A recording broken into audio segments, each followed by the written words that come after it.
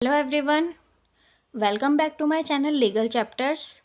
आज हम important questions की सीरीज़ में डिस्कस करने वाले हैं सेमेस्टर 3 के पेपर नंबर 3 को, जो कि है एडमिनिस्ट्रेटिव लॉ। तो आइए स्टार्ट करते हैं और इसके इम्पॉर्टेंट क्वेश्चंस समझते हैं कौन कौन से हैं। Question number 1, what do you mean bye administrative law?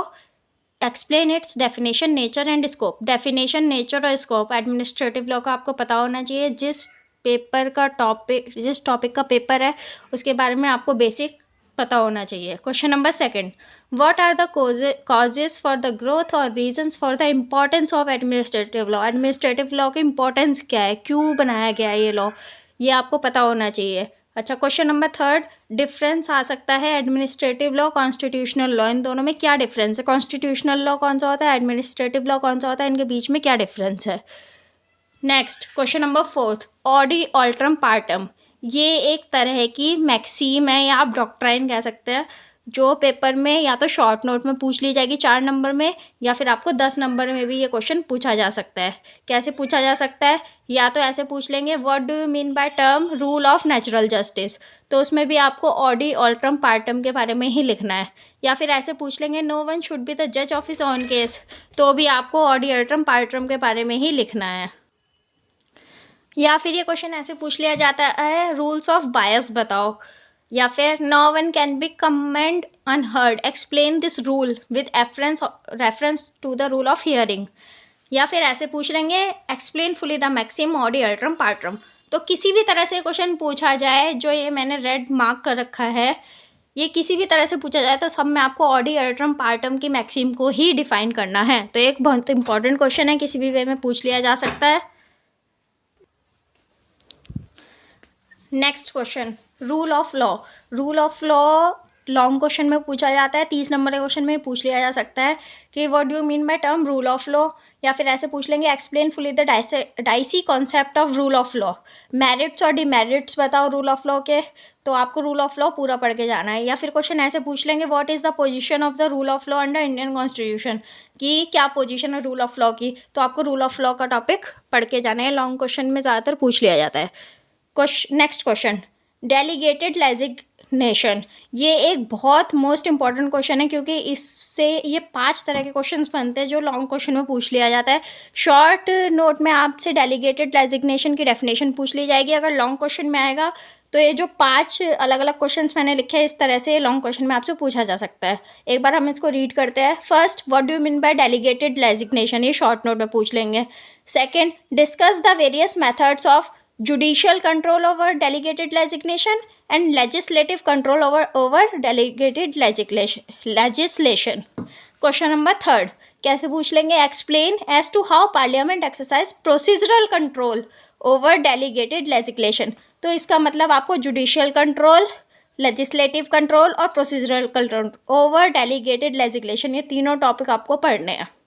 Question number 4, what are the various causes of growth of delegated legislation, growth के कॉजेज क्या है वो पढ़ना है आपको।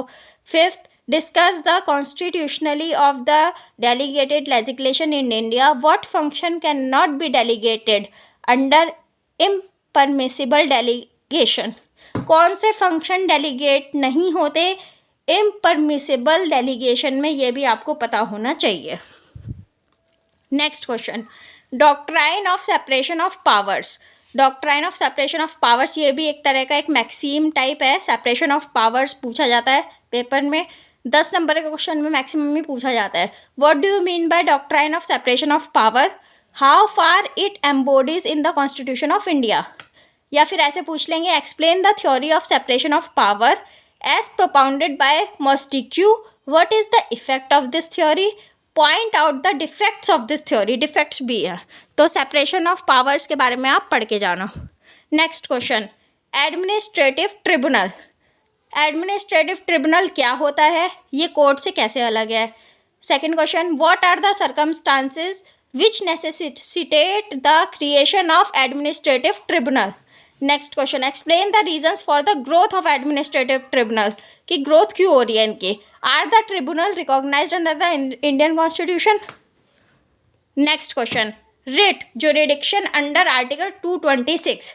आर्टिकल 226 में रिट जुरिडिक्शन कैसे डिफाइन होता है ये आपको बताना है। ये क्वेश्चन 5 तरह से पूछा जा सकता है, जैसे कि discuss briefly the writ jurisdiction of the high court in India. Next, what is the scope of the writ issuing power conferred और on high court under article 226।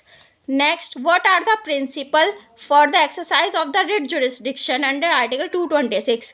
What are the limitations which the High Court may itself place for the exercise of its jurisdiction?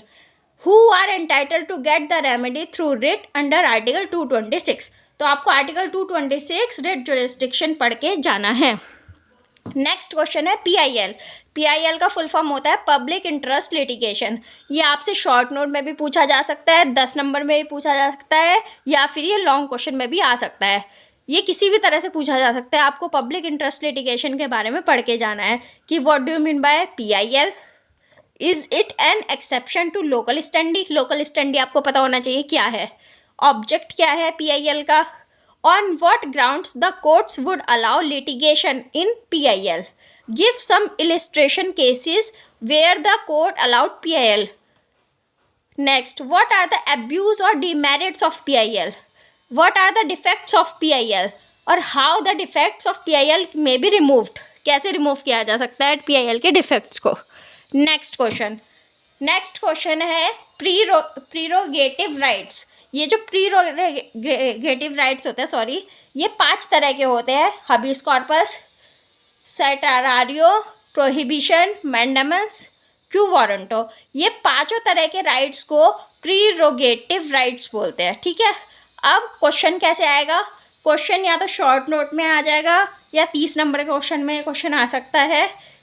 Question कैसे आएगा, what is the nature, scope and object of habeas corpus, या what is the nature, scope and object of prohibition, what is the nature, scope and object of mandamus, what is the nature, scope and object of quo warranto, या फिर discuss the grounds of issuing writ of habeas corpus, discuss the ground of issuing writ of prohibition। मतलब ये 5 तरह की जो Ritz है, इन 5 तरह की रिट्स के आपको नेचर, स्कोप, ऑब्जेक्ट और ये रिट क्यों इशू की जाती है, ये चारों टॉपिक आपको इन 5 रिट्स के पता होने चाहिए। और इन 5 रिट्स के नाम भी याद करके जाना, क्योंकि शॉर्ट नोट में ये पूछ लिया जाता है what is prerogative rights, explain in short. तो आपको इन 5 के बारे में रिट्स के नाम पता होने चाहिए और 5 रिट्स का nature, scope, object of ground of issuing writ, ये चारों चीज़ें भी आपको पता होनी चाहिए।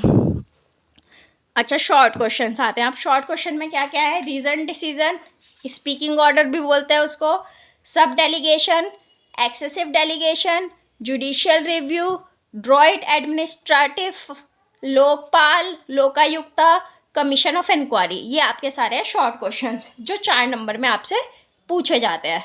तो दैट्स इट फॉर टुडे। ये थी हमारी एडमिनिस्ट्रेटिव लॉ के इंपॉर्टेंट क्वेश्चंस की वीडियोस। अगर आपको मेरा चैनल पसंद आया हो then please like and subscribe my channel. और मैंने सब सेमेस्टर की प्लेलिस्ट की वीडियो मैं बना रही हूँ, सब इंपॉर्टेंट क्वेश्चंस की। आप मेरी प्लेलिस्ट में जाके सारी वीडियोस चेक कर सकते हैं। Thank you.